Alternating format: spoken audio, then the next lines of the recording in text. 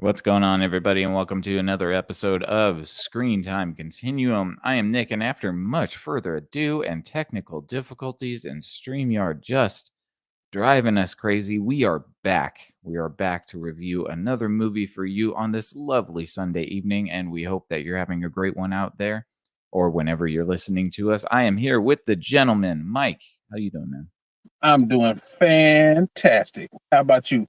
Fantastic. Thanks. And we got Keelan. What's going on? I'm swell. Can't Swell. complain. I'm super. Thanks for Super. asking. There Yeah, you we'll go. keep it on the South Park references. Thanks for Um, asking. yeah. Thank you, everybody, for tuning in tonight. We really appreciate it. Sorry we've been so long. We've been having some weird technical difficulties on our end, but we're hoping to iron those out very soon, and hopefully we won't have any more issues going forward. But tonight we're going to be talking about the 2023 movie Late Night with the Devil. It is directed by Cameron Cairns and Colin Cairns, and it's written by Colin Cairns and Cameron Cairns. And it stars David Dasmalkian, Laura Gordon, Ian Bliss, and Faisal Bazi, Ingrid Torelli, and Reese Oteri. And the synopsis for this movie is a live television broadcast in 1977 goes horribly wrong, unleashing evil into the nation's living room. Wow. That's kind of what happens. Yeah. I mean, that's does about it go in the living room, though? I don't think it goes in people's living rooms. It Well, did at that time. subjectively. It would have been in Mm. people's bedrooms nowadays. That's true. That's true. Phones, Right. pockets on the run. Pocket. Yeah. Right. There's a devil in your pocket. Or you're just happy to see me. Yeah, Who knows? it is. Oh man. Well, tonight that's what we're going to be talking about. We're going to be reviewing this movie, rating it, and letting you know what we think about it. So, first things first, as always, we're going to get Obey the your first thirst. impressions. Yes, obey your thirst, and then give us your first impressions from the gentleman. Mike, you chose this movie. What were your first impressions of it? How did you like it? I actually did quite like it. Mm. I knew exactly what I was getting myself into when I first saw the premise of it. Mhm. I thought there would be more supernatural shenanigans than it was. I thought it kind of was a slow build up, but I actually enjoyed that. All I right. felt like we were getting some background on the characters, maybe not a whole lot, but just enough to kind of wet the palate, and then it kind of delivered towards the end. But I was kind of hoping there would be more like little things that would happen that would have people kind of like, wait, what? Mm. You know what I mean? Yes. More of those build up of the tension, Yes. leading to the final reveals. And then when we got the final reveal, I was a little surprised at how they did that, but the ending didn't surprise me at all. Right. Gosh. Okay. But I enjoyed it though. I did like it. Okay. Yeah. Keelan, what did you think? First impressions, man. First impressions, I actually enjoyed it. The ending is a different discussion, but I did enjoy this. The just the way they let it in. Probably the biggest confusion for me was the 2 minutes of montage for all the different companies that are involved in the production and distribution of this. Oh yeah. That was nuts. But Right. aside from that, at the beginning, running through the movie itself as a first impression, uh, it did what I think it hit the mark it was supposed to. It was supposed to be like, that Blair Witch, like Mike said, supernatural kind of a storytelling moment. You get the lost footage of an event, and it pretty much read exactly like that. So Mm. I Mhm. don't dislike it. I don't I wasn't sure what I was getting myself into, but it's called Late Night with the Devil. So I immediately was like, okay, possession's going to be a part of this. Yeah. Um, there are some elements I wish they went a little deeper into, though. But at the same Mm. time, maybe they didn't really need to. And not maybe, they absolutely did not need to. Everything about this movie, from inception of an idea to the finale of it all, kind of went hand in hand. There was nothing confusing. And it stayed almost period relevant. Like it never really jumped out of the 70s and came into new millennium or anything. So Yeah, even down to the special effects even being. down to the special effects, Yeah. that is exactly why I said what I said on that part. Yeah. Yeah. For sure. Well, I think I kind of share your sentiment, Keelan. I think was a terrific idea of a movie. I really did appreciate that they stuck to the 70s special effects. They kept everything very 70s poltergeist esque, exorcist, sort of that era of film, which I think is very intriguing and it's an interesting gimmick. I think this movie totally takes a dive at the end. I think that it's a matter of poor execution. There's a lot of exposition dump in the beginning of the movie that's supposed to set up like this sort of side plot that's happening in the movie that doesn't really mean a whole lot at the end. It just serves as a reason as to why our main character might be so tortured. But I didn't feel like they dived deep enough into that to make it like a resonant part of the movie. And I think at the end, it was very sort of predictable. I kind of understood what was going to happen. And it happens all within the span of about 5 minutes. So, an hour and 40, this movie is, I think, 1 hour, 33 minutes. That means that there's a 1 hour and 27 minutes of this movie that are just build up. And, it works in some respects, but in a lot of respects, I think that they rush the ending and it makes you feel like, "Oh, that's it? Oh, okay." Um, Yep. that maybe they could have done a little bit more. Maybe they could have drawn out some of the middle bits, but there were elements that I enjoyed, definitely. I just think that the ending was sort of a letdown on a premise that was pretty interesting. I could see that. Do you think that the ending still, well, I guess, yeah, still held to the time period era or the time period of Elements? Yeah, I think it was a bit more like the more modern interpretations of hell where you have hell loops. That wasn't as prominent back then. That's more of a modern idea of the way we interpret hell. But I think, there was just a little bit of some little things that it just didn't really think were that great. The Bohemian Grove angle, I think, was really undercooked, and it almost doesn't serve much of a purpose, Right. um, except to tell us about the relationship between the main character and the wife, which doesn't even need to be there. Like they could just had Left it. it out. They could have left it out or had what happened to her happen to her without it being his fault per se. Right. But I know what they were going for, but it feels like they had two separate movies going on, and Well, they tried to tie them together at the end. are you saying that she was his sacrifice to get ahead? Yes, I think that that's what the movie says. Yeah, I yeah. wasn't. I kind of got that impression, but I wasn't sure if that was right. And then you saying it, or at least alluding to it, made me kind of put it together. Like, okay, so that was what that was. Okay. Oh Yeah, yeah. yeah. And they were both trying to be successful in this industry or in that industry. So, one they had to. Never mind. I'll get into that when we get into that. Yeah. Well, we can go in through the sort of beats. There isn't a whole lot to the story. A lot of it starts off with a really big exposition dump by Michael Ironside of all people, which is kind of funny because he's got a voice everybody knows.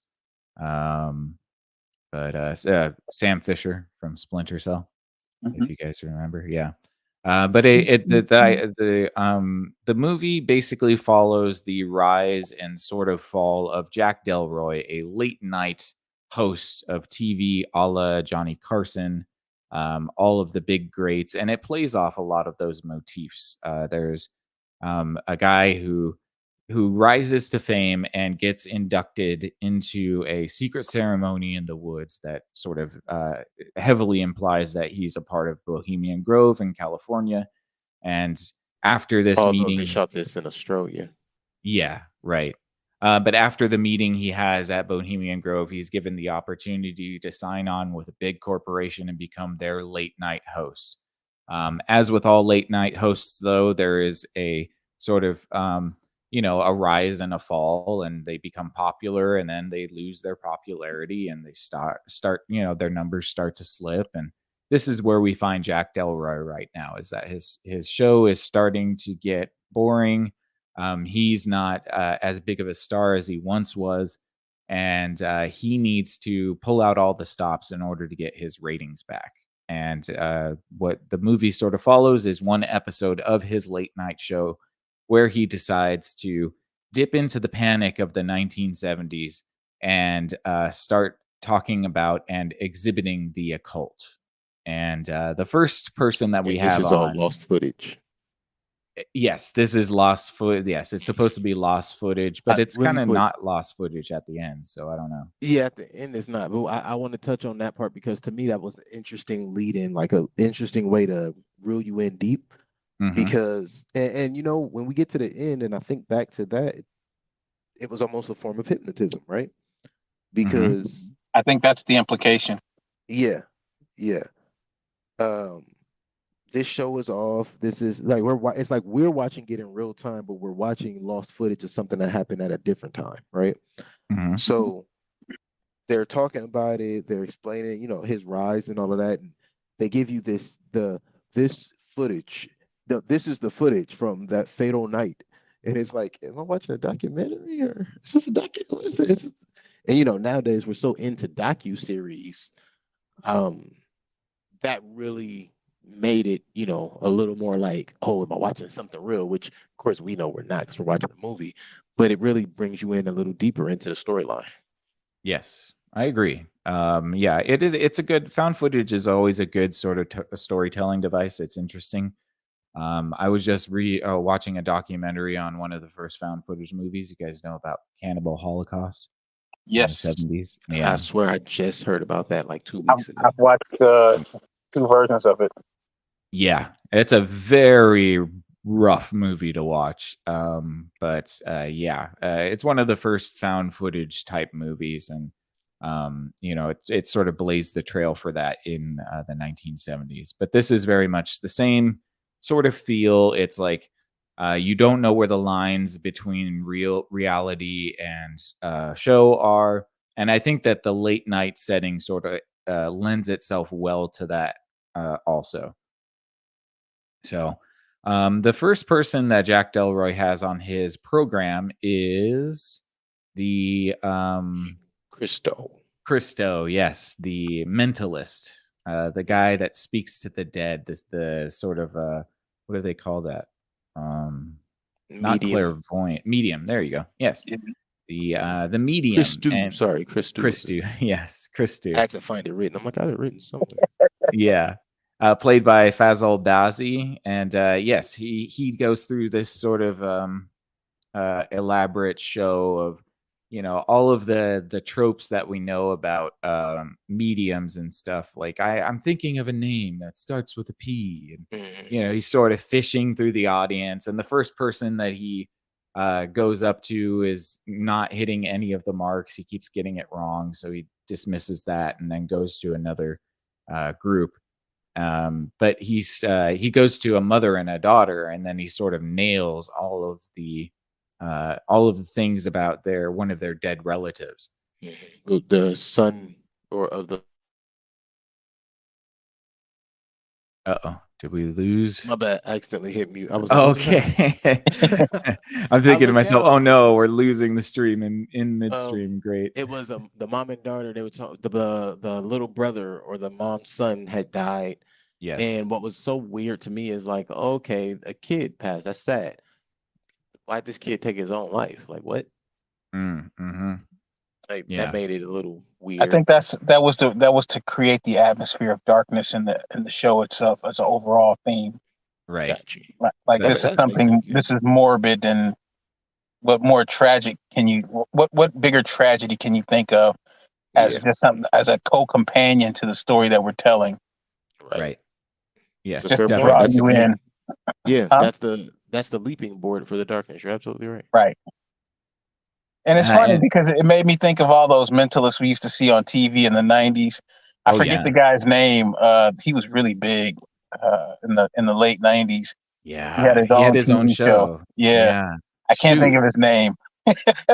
Wasn't it called like The Other Side or something? Yeah, with Yeah. something. I can't think with of the his guy's name. Dang Yeah. it. All right. And then they Uh, still have like the Jersey Shore mentalist lady who still does mm, it to celebrities.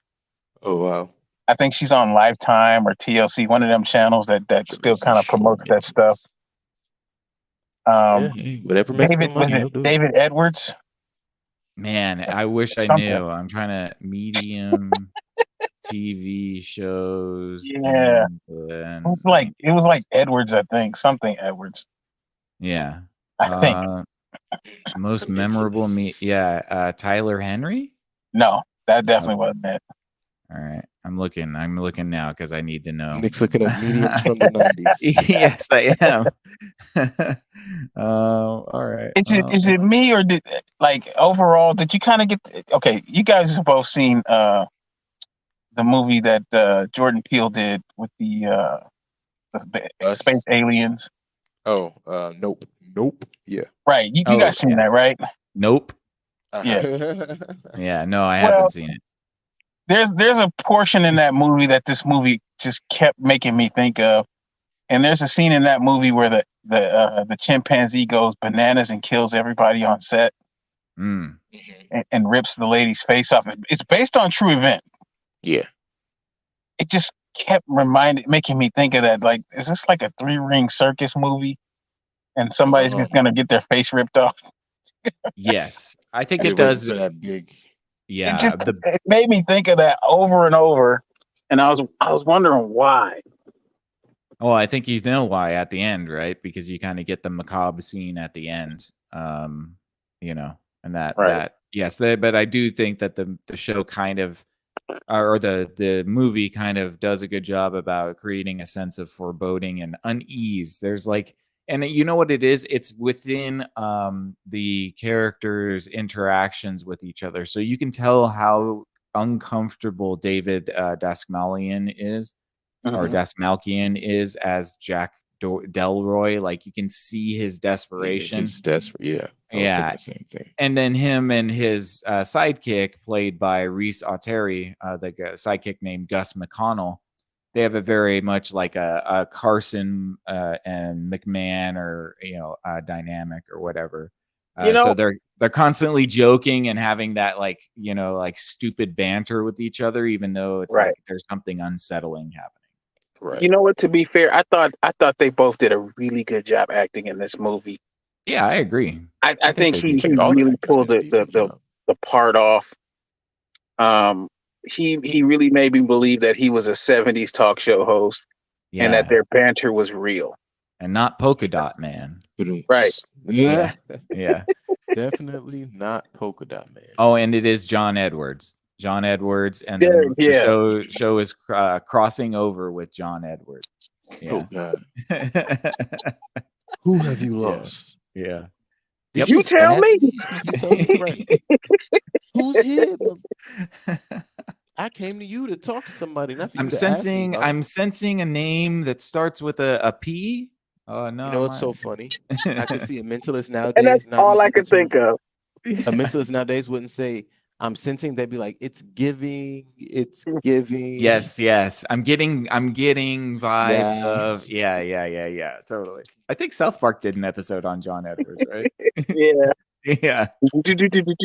Yeah. Oh, that's right. Where Cartman becomes a psychic. Right. Oh, that's great. Yeah. So the medium guy does his little shtick, and then Jack Delroy brings on a skeptic. A skeptic who is played by, I am trying to figure out, what was his name? The skeptic's name? Carmichael Hayes. Yes, played by Ian Bliss. Carmichael Haig is the skeptic. Yes, and he comes on the show to debunk. He's the debunker, and he does a magician. Yes, a former magician, so he knows all the tricks, and he's the skeptic. And this was also a big thing back in the day too. If you guys, I mean, obviously we don't remember because it was back earlier than we were even born, I think. But Uri Geller and his spoon bending, right?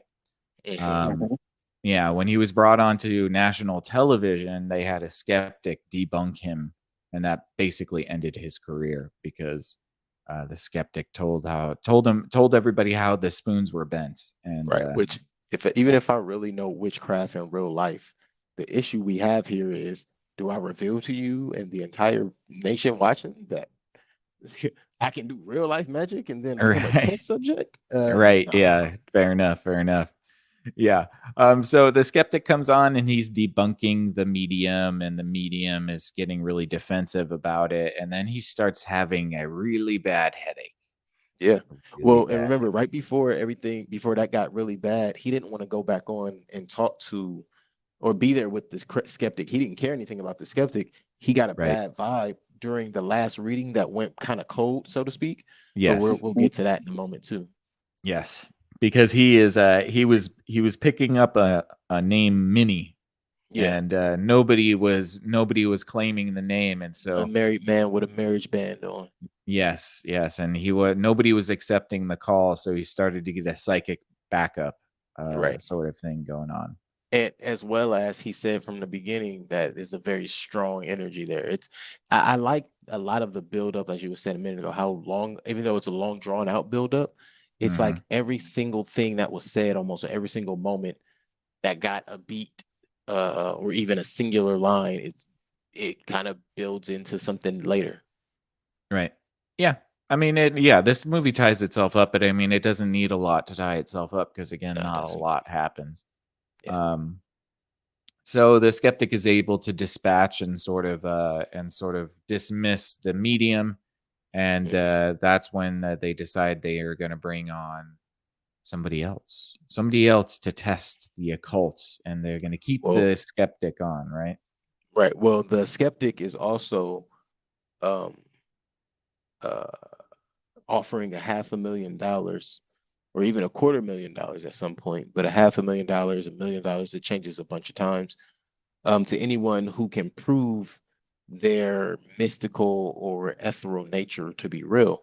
Right. But he's even pressuring Jack, making it seem like Jack set all this up because he really needs the ratings. But you're right. You do bring somebody else on next, and this person is Dr. June. I don't know her last name. And her, Dr. June is a parapsychologist.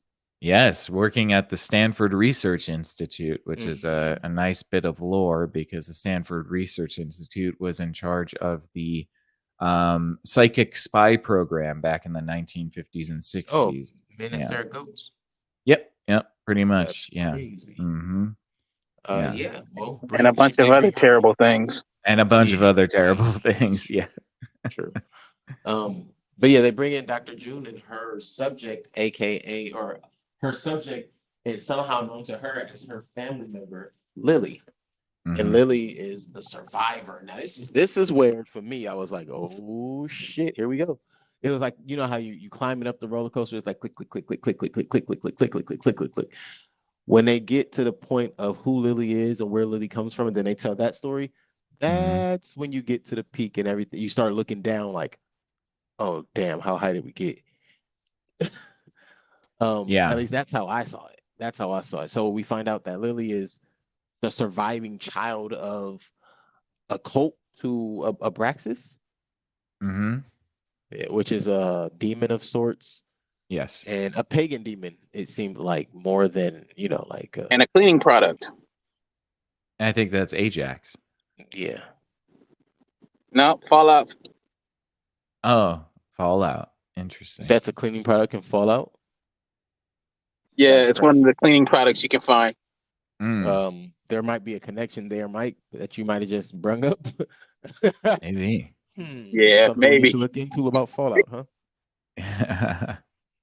So June comes on, and there's a claim from June that Lily has been possessed by this demon, and she's under Dr. June's care as a psychologist. She's trying to teach Lily how to control the demonic possession, so that she can sort of be a functional human being and control the demon and not, cause harm. Which we all see the writing on the wall. That's not going to work. So. Oh yeah. Well, at first, it almost seemed like it would, though, because the demon seemed friendly with Dr. June in the demonstration. Yes, Lily. I think it's more Lily than anything else. Lily Mhm. is kind of a creepy girl herself. So, um, I think that she did a good job at portraying that sort of possessed Yeah. being. I mean, if Yeah, you survived a cult, I mean, you're not gonna be regular. I mean, no matter right. what. That's a fair point. That's I true. also want to note how apparently in the 70s to just be a happy little teenage girl was scary. It pretty much is. Yes, a well-mannered teenage girl. Yeah, that doesn't blink and just kind of stares. And Um, stares right into the camera like, yeah, hey, why right. can I feel you staring at me? Yeah, Stop right, it. right. Yeah, exactly, exactly. So they, of course, Jack is trying to get his ratings up. So he's desperate. He's wanting to get something going, and he asks Dr. June for a demonstration of Lily's possession. To which Begs Dr. Dr. June. June, yes, begs Dr. June. To which Dr. June tries to protest initially, and eventually relents for no real reason. She just kind of is like, Oh, "All we right, found out why. I guess." Why did she relent? Because he was hitting it. Plot. Ah, okay. Definitely plot, Mike. That's not a question. But she also had that quicksand on deck. Yeah, okay, Yeah, that's right. he 'Cause was he was she had a tapping thing that for thing. him. Right, Yeah. right.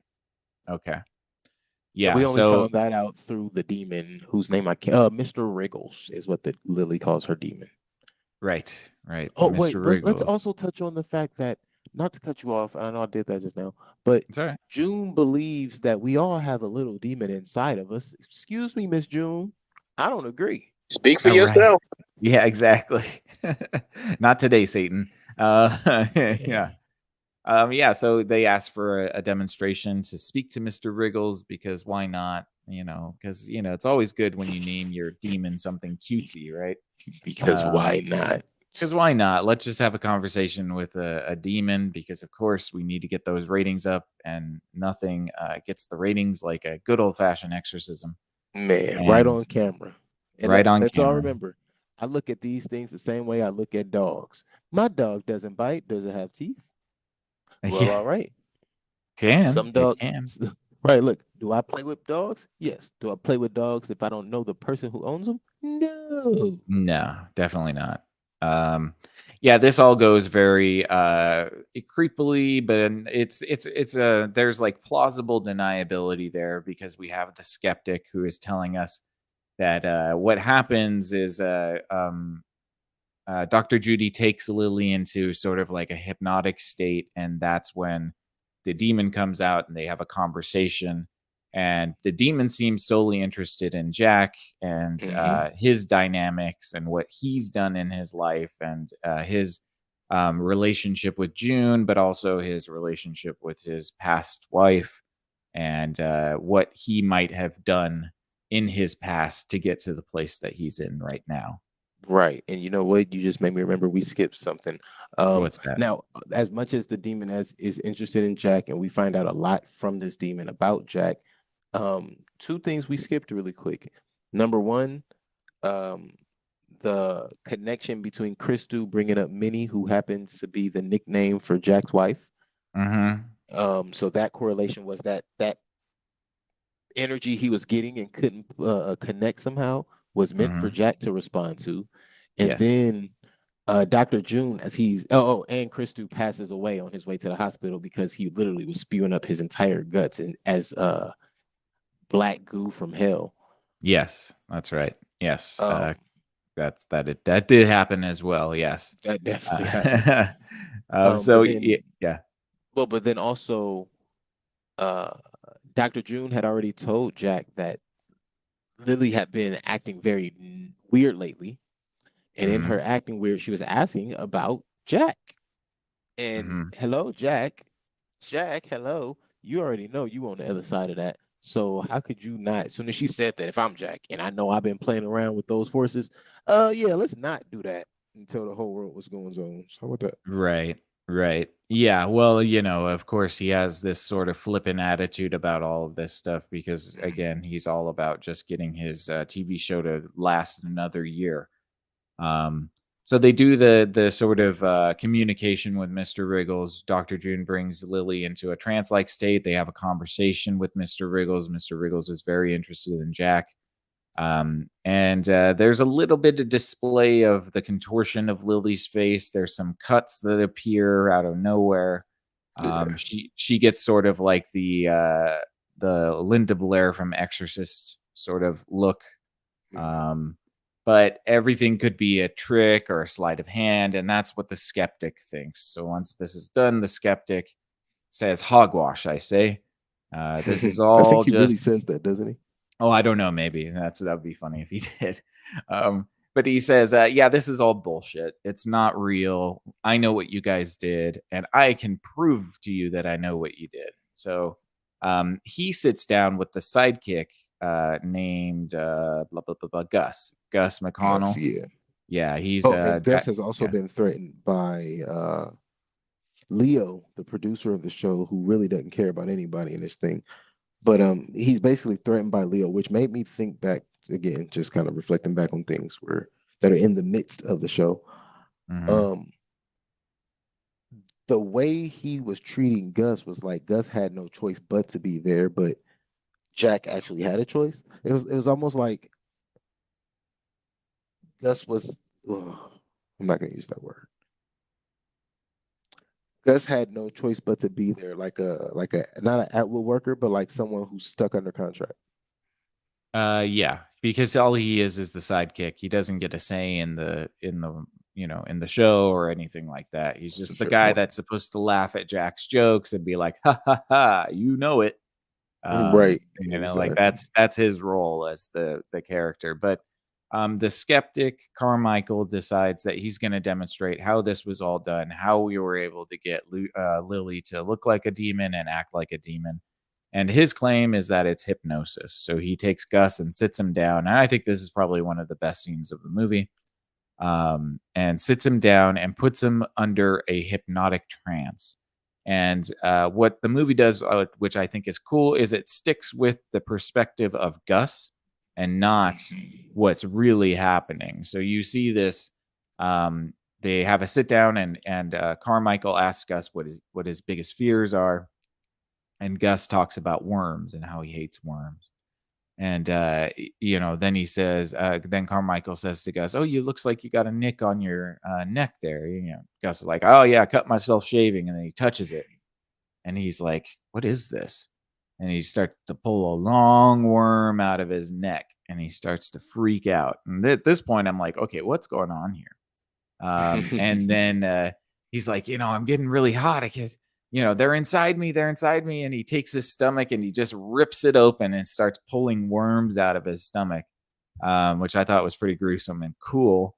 But it turns out that the movie was just showing us the perspective of Gus and what he was seeing and feeling. But what was really happening was that Carmichael had him under a hypnotic trance the entire time and was suggesting all of these things to him.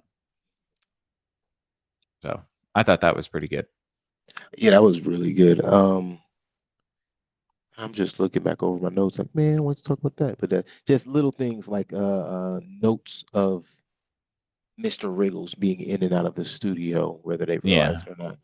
But Right. let's see, we were at so yeah, no, I thought that was actually pretty clever of him because he knows so much. But this is, to me, this was one of the first big red flags about the skeptic. Mm. He's such a master of the dark arts, we'll call them. Mm-hmm. How could he be such a non-believer? Right. Interesting, That right? that Yeah. was confusing me with him. Like, the deeper we got into his character, it's like, you know so much. You almost Yes. seem like a student. Yeah.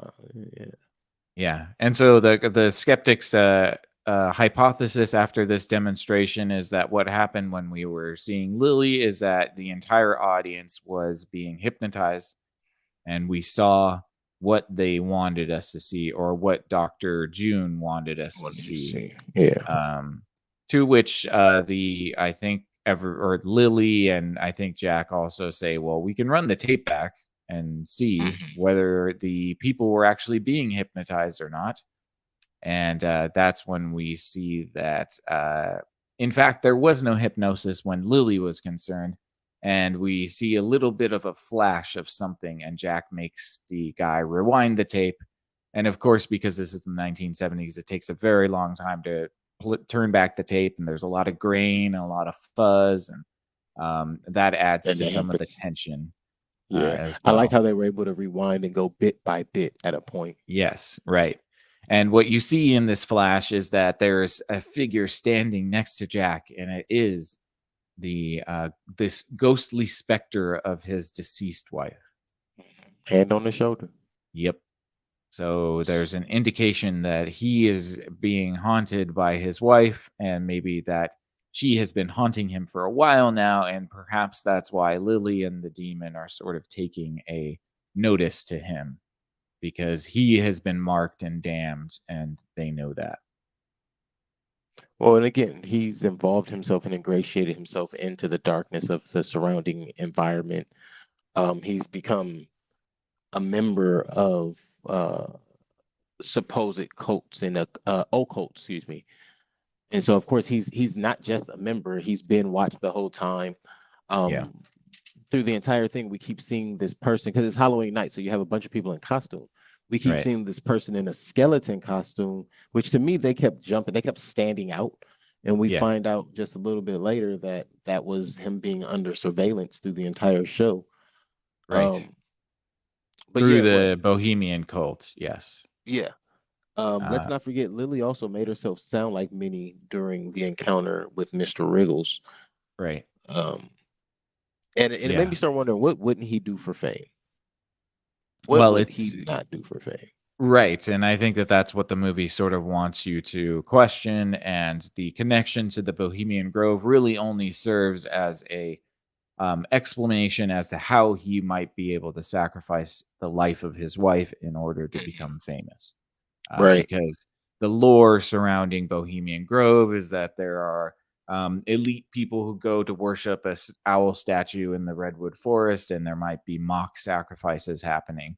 But the deeper sort of suspicion is that perhaps some of these mock sacrifices are actually real sacrifices, and then you get into the concept of the crossroads and the Faustian bargain, You know, and the deal with the devil. Mhm. I didn't put that together. What's that? The guy in the skeleton mask, that just kind of clicked for me. Mhm. I knew he was some kind of a suspicious character, but I never knew exactly what his position was. Mm, That makes it make sense. Yeah, I Yeah. mean, there's a lot of things through the movie that make it human, so to speak. You had after Christu died, like 3 of the crew members just found out and quit. They just walked off set. Like I said a minute ago, Gus was trying to get out of there, but Leo didn't care. It's TV. And like Nick is saying, it came to a point where everybody understood that somebody on this stage has made a decision to deal with all these things, and you realize it's everybody. Jack sold his fame, his claim to fame, his soul, however you want to call it, years ago, so that he would become famous. Dr. June is so involved in the occult and these deals with the crossroad demons that she mhm. believes she has a real relationship and association with one of the vessels. That's Yeah. pride. Yeah, exactly. You have before we even get to Carmichael, you have the producer backstage, Leo. Leo is so deep into everything that's going on that he understands that his role will never have him in front of the camera taking the bin like the others are doing right now. That's So greed. he's totally Yeah. fine with it happening.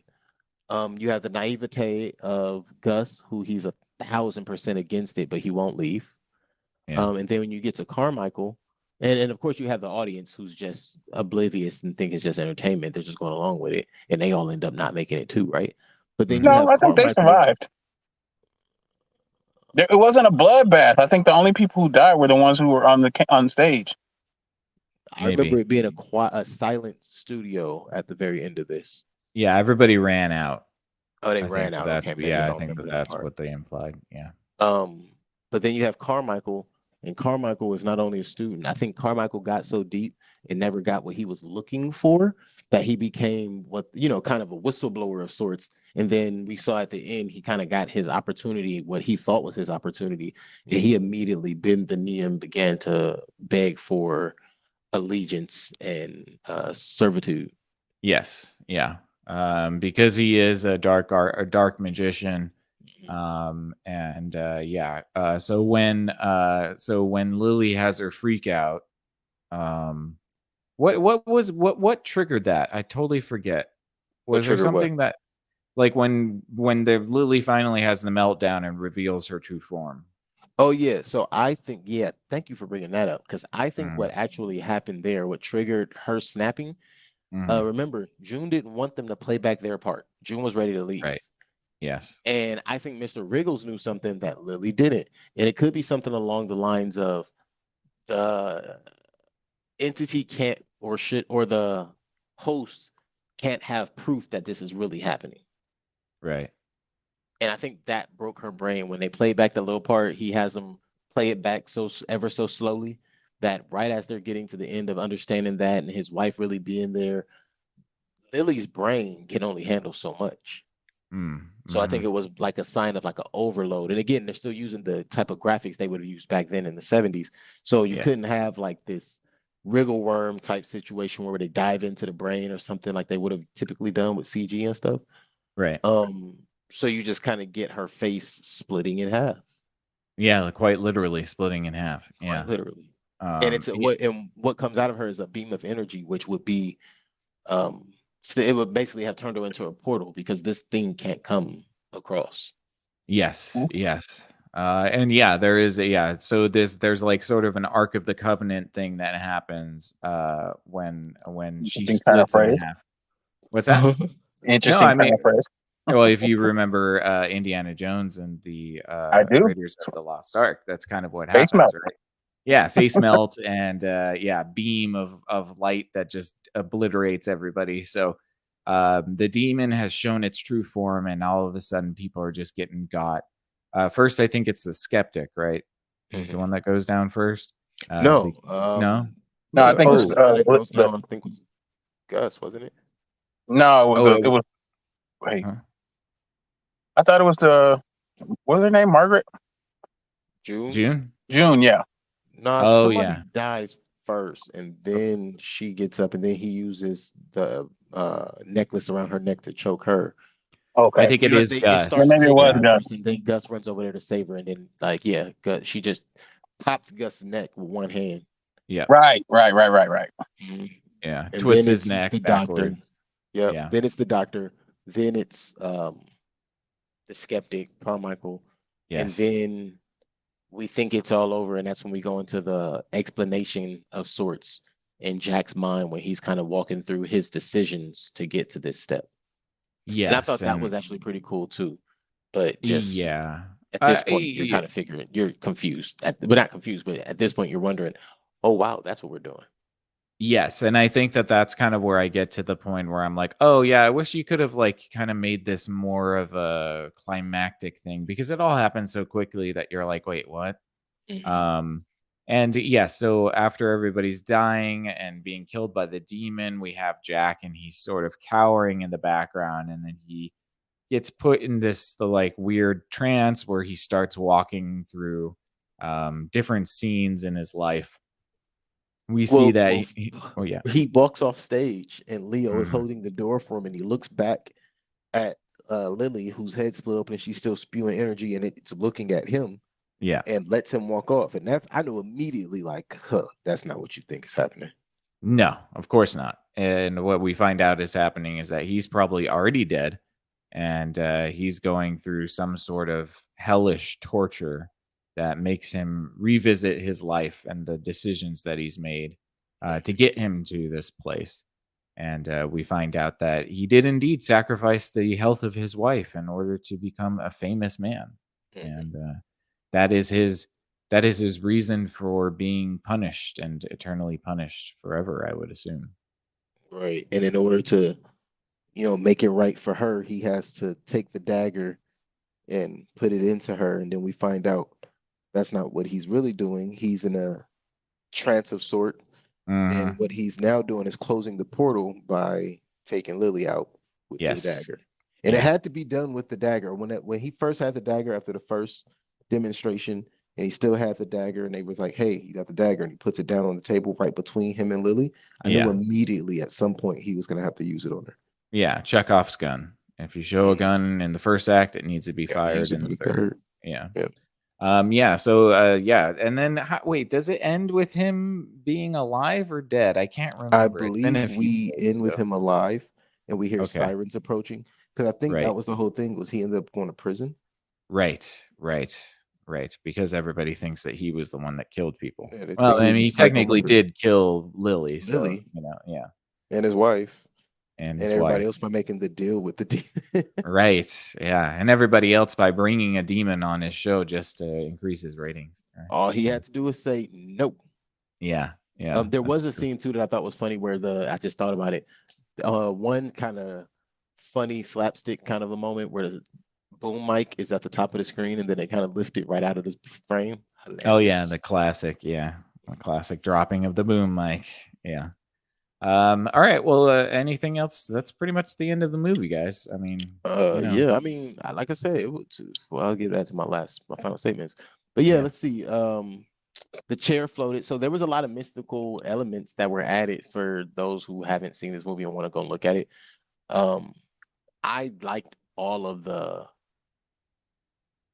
elements of special effects, the chair floating, even the explanations they tried to give behind the demons and things that they were using or that they addressed or used as material.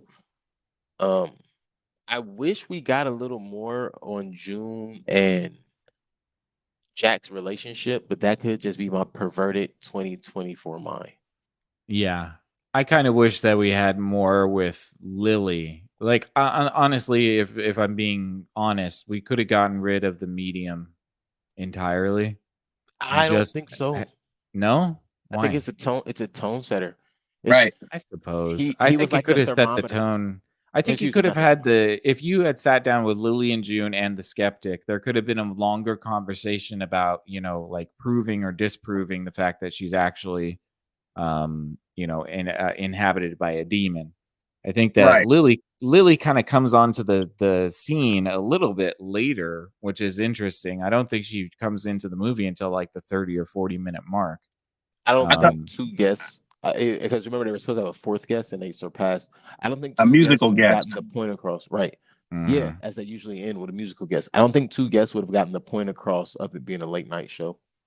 I think that would have been too. I think Crystal's part should have been expanded and had an interaction before he was taken off by the ambulance with all three guests at the same time. I think there should have been some expansion of that where he comes on first, he does his thing, they bring out Lily, then they bring out the skeptic to kind of round it all out.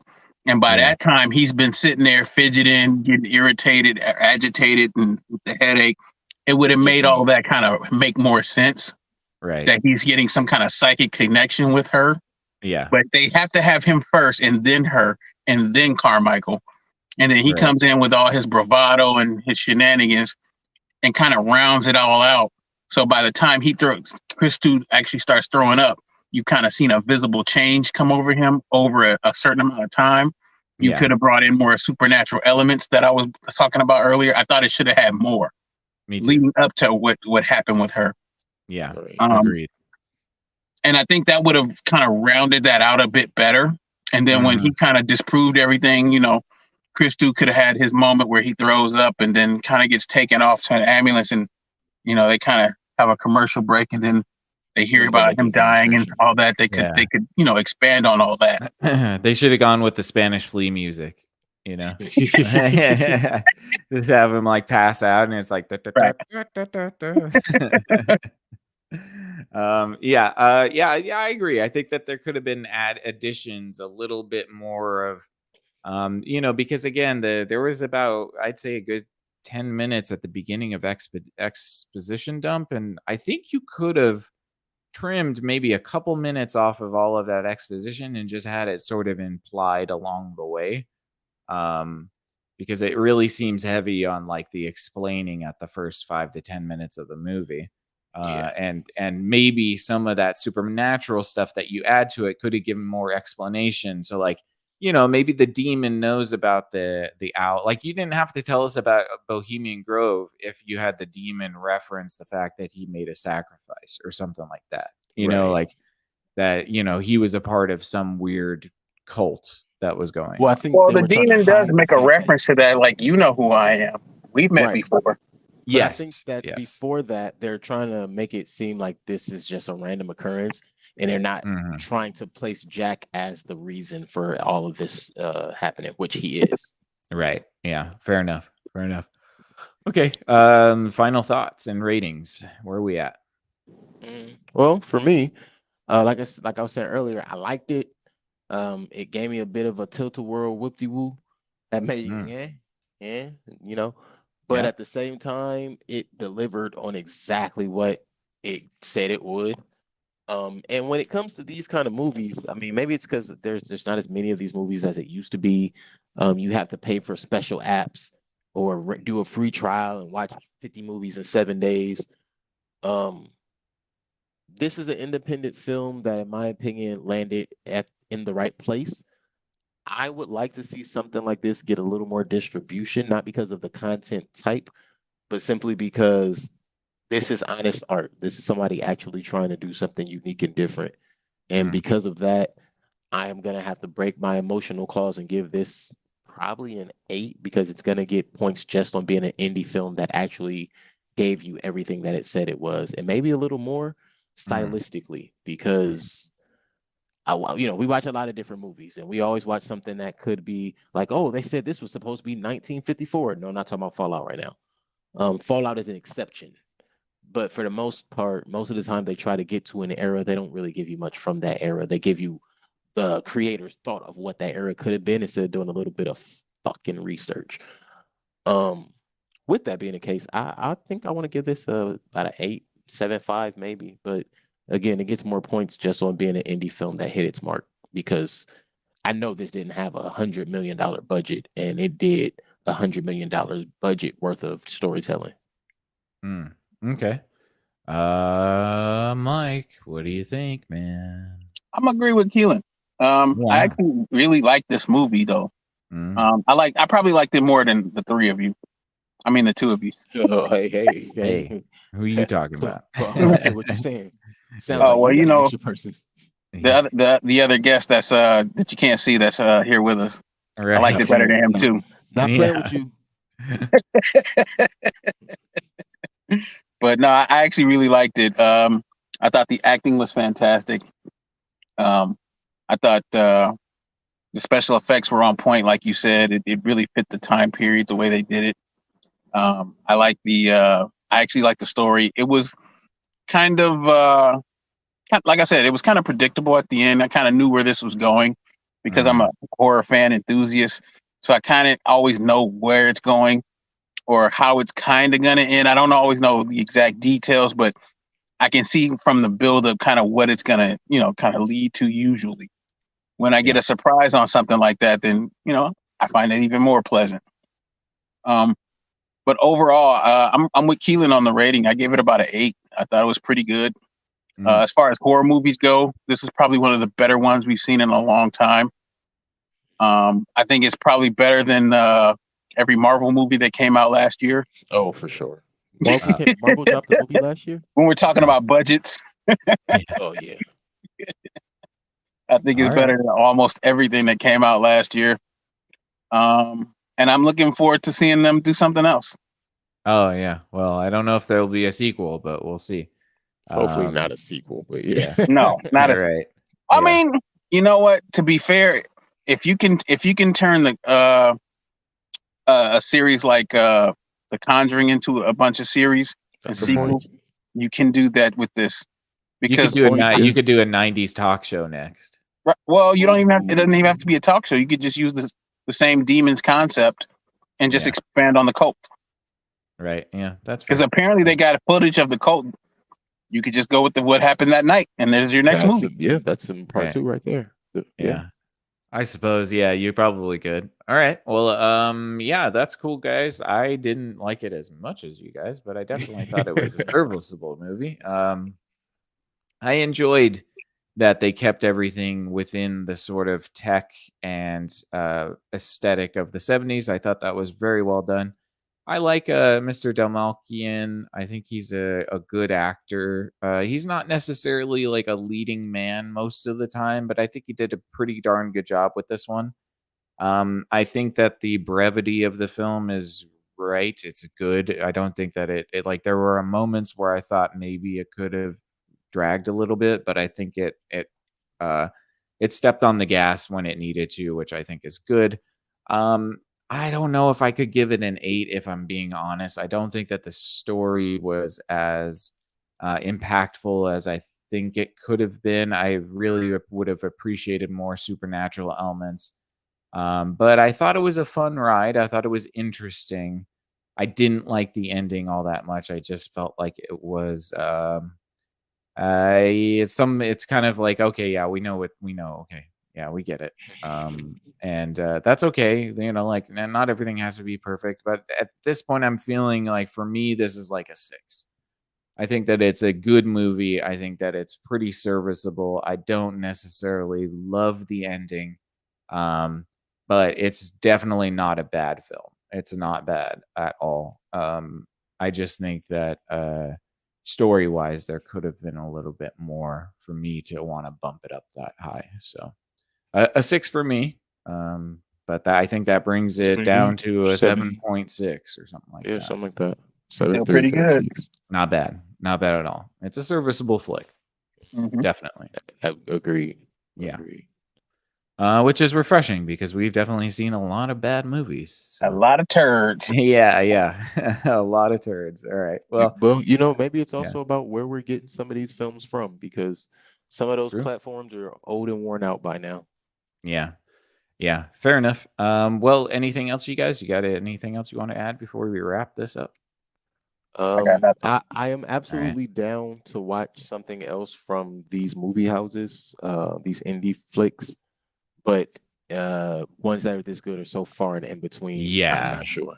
Yeah, I don't think that you'll be able to capture the same sort of thing. It's quite a unique idea, so that's hard to replicate for sure. We gotta start going to South by Southwest or something and see what's out there. Yeah, well, this was definitely a festival darling. So sure. Yeah. All right. Well, I think that's where we're going to wrap it up, everybody. We hope that you enjoyed this episode. What did you think of Late Night with the Devil? Did you watch it or did you just listen to us? Let us know down in the comments below. We would love to hear from you. We are trying to build our audience base, and I know I need to put clips out because apparently YouTube hates live streamers and does not want us to get any followers. And in fact, we'll remove some of our subscribers if we do too many live streams. So I'm going to try to make some clips soon. Bear with us. Hit that subscribe button, hit that like button, and that notification bell. It would really help us out. We are trying to build out our audience. We can't do it without your help. So thank you. We appreciate it. We are going to be back on Wednesday when we will review something else, something mysterious, something Keelan will be choosing. So stay tuned for that. Yeah, stay tuned for that, everyone. We really appreciate all of you out there. Have a wonderful evening. And for Screen Time Continuum, I am Nick. I am Keelan. And I'm Mike. Come on, man. Come on, man. I was waiting on you. I didn't know what order we was going in. You know the order. You know the order. Yes, indeed. Yep. Got any ideas?